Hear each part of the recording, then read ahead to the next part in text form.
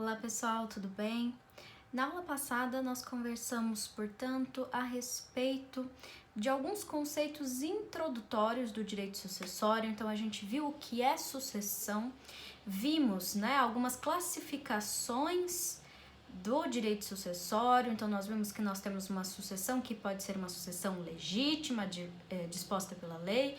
Temos a sucessão testamentária, que é aquela por ato de vontade. Também vimos que temos a sucessão a título universal, em que eu tenho a distribuição de uma cota parte daquele patrimônio, ou então a totalidade daquele patrimônio para aquele que é chamado de herdeiro.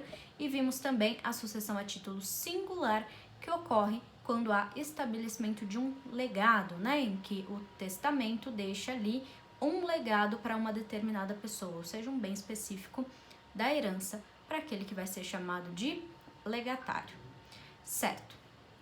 Hoje nós precisamos conversar a respeito de alguns outros conceitos relevantes aqui no direito sucessório. O primeiro deles é o conceito de herança. Então, o que é a herança? Pessoal, a herança ela vai compreender todo o patrimônio do falecido. Quando a gente fala de patrimônios, nós estamos falando tanto de bens, como estamos falando de créditos, direitos, enfim, todas as relações jurídicas que envolvem o falecido são, então, o chamado patrimônio do falecido e serão, então, objeto aqui do direito sucessório. O que não vai encaixar no direito sucessório, O que não vai ser objeto de herança? Então, aqueles bens que são de natureza personalíssima, bens ou direitos de natureza personalíssima, eles se encerram com a morte, sendo que dessa forma eles não irão ser transmitidos aos herdeiros. Também não são os direitos de família, até por esse caráter personalíssimo. Então, eu não posso transmitir para o meu herdeiro, por exemplo, o meu caráter, o meu estado de filiação. Não teria como, não teria nem mesmo sentido. Concordam com isso? Também não posso transmitir para os meus herdeiros, por exemplo, o meu estado civil de casada. Teria como transmitir? Não teria. Então, quando a gente fala aqui de herança, nós estamos falando, em síntese, de direitos que tenham uma índole patrimonial, que tenham uma índole pecuniária. Direitos da personalidade, em regra, não serão transmitidos por herança. Assim como também não serão direitos de família, direitos da personalidade, direitos políticos e direitos que têm esse caráter personalíssimo, como também é o usufruto e o direito de preferência, que nós vamos ver lá em direitos reais, ok? Então, até aqui, a gente viu que a herança ela vai abarcar todo o patrimônio daquele determinado indivíduo e que vai ser, então, transmitido aos seus herdeiros. Ok.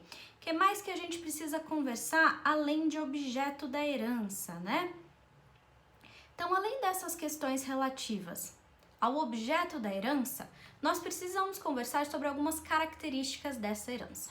Então, a lei, no caso o Código Civil, vai dispor que a herança ela é considerada imóvel e indivisível.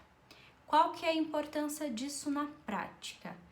Enquanto houver a existência da herança, do acervo hereditário, do monte, que é tudo a mesma coisa, são sinônimos para tratar do mesmo fenômeno, enquanto ela existir, estará estabelecida entre os herdeiros um condomínio, por isso indivisível, ok? Então, até o momento da partilha, porque até o momento da partilha, quando existe herança, a partir do momento que foi partilhado, cada um dos herdeiros vai ter a sua parte, vai passar para o patrimônio deles, não é mais herança, não é mais espólio, não é mais monte, ok? Então, até o momento dessa partilha, é considerada indivisível, não sendo passível de divisão, o que significa que será estabelecido um condomínio entre todos os herdeiros. Além disso, essa herança será considerada imóvel por força da lei, ok? Então, mesmo se todos os bens da herança forem bens móveis, a herança como um todo ela é considerada imóvel. Qual a relevância disso? toda, principalmente quando a gente for falar dos negócios jurídicos relativos à transmissão dessa herança, como a cessão de herança, por exemplo, que terá que ser feito por escritura pública, justamente por esse caráter de ser imóvel.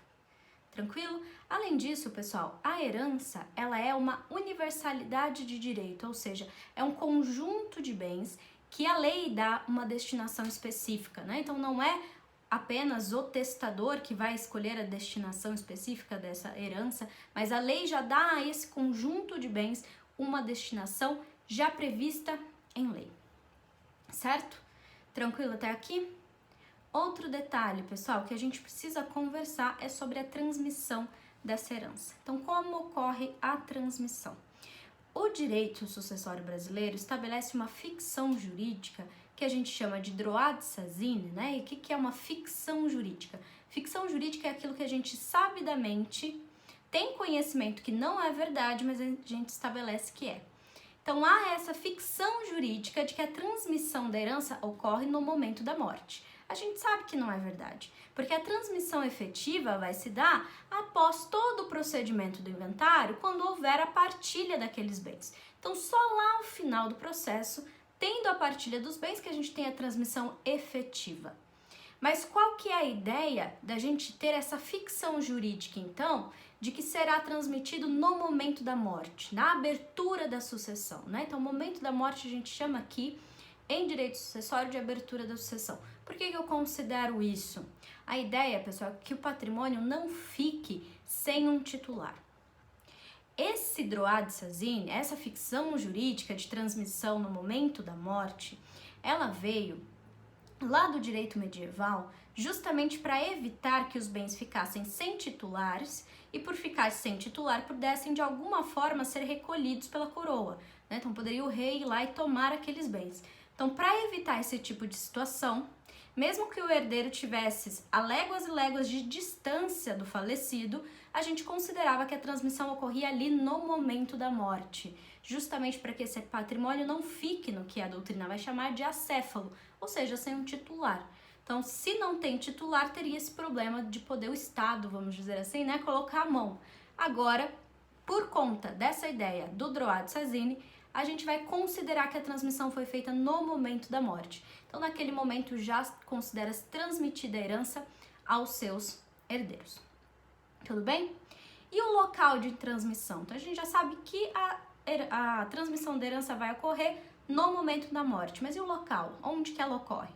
Pessoal, no último domicílio do falecido. Então, a gente tem isso disposto em lei, que o último domicílio do falecido será o local de transmissão dessa herança, ok? Isso é relevante? Relevantíssimo, principalmente quando a gente for conversar a respeito da competência para a propositura da ação de inventário, ok? Então, olha lá, nós conversamos até agora sobre o conceito de herança, característica da herança, objeto dela e transmissão dessa herança, certo?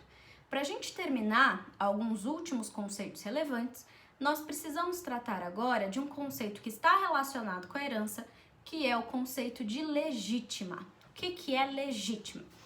Bom, a legítima, pessoal, é a garantia de que os herdeiros necessários terão de receber no mínimo 50% da herança.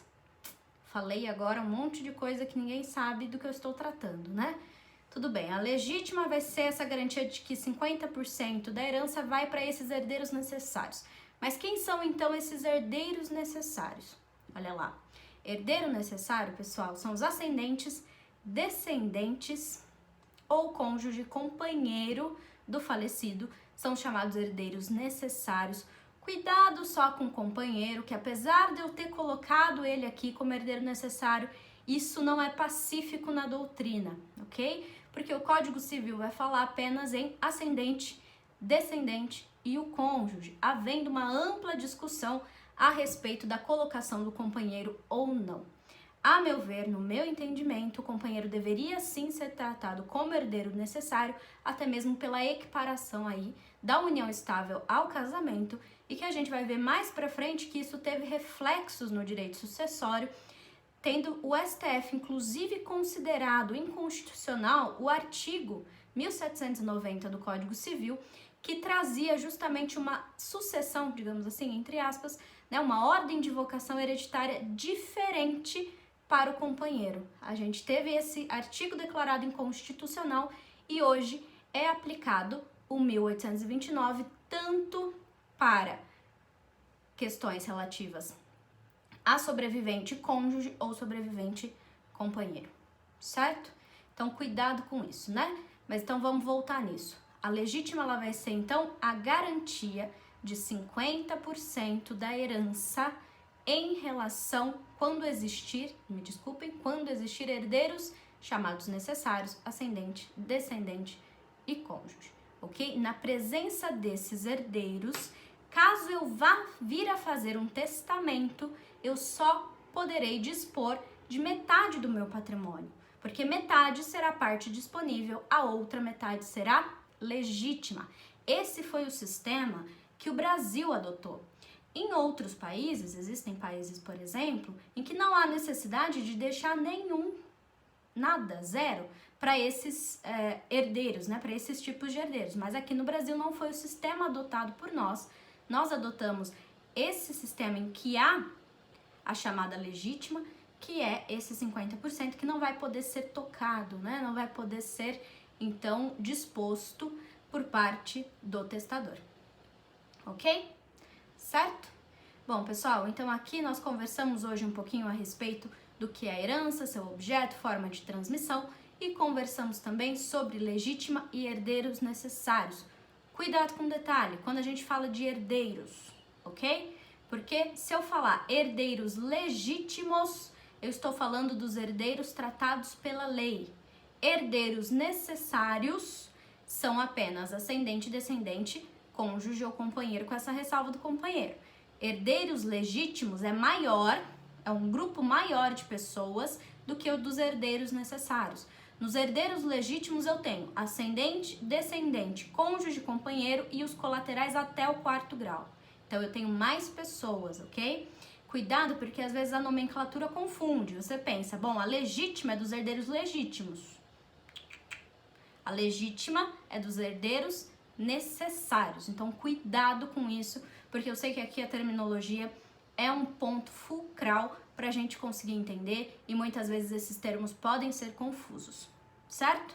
Então, aqui a gente termina, ao menos assim, a parte mais grossa dessa terminologia. Eu sei que é bastante coisa nova, por isso aguardo vocês no Teams para a gente poder rediscutir isso aqui, para consolidar esse conhecimento. E na próxima aula a gente conversa a respeito da morte, que muitas, né, o que eu vou falar não vai ser exatamente novidade, vocês viram lá no 1º ano, mas a gente precisa relembrar para que vocês possam então ter a noção de como que eu faço a prova da morte para início de um inventário, ok? Um abraço pessoal e até a próxima!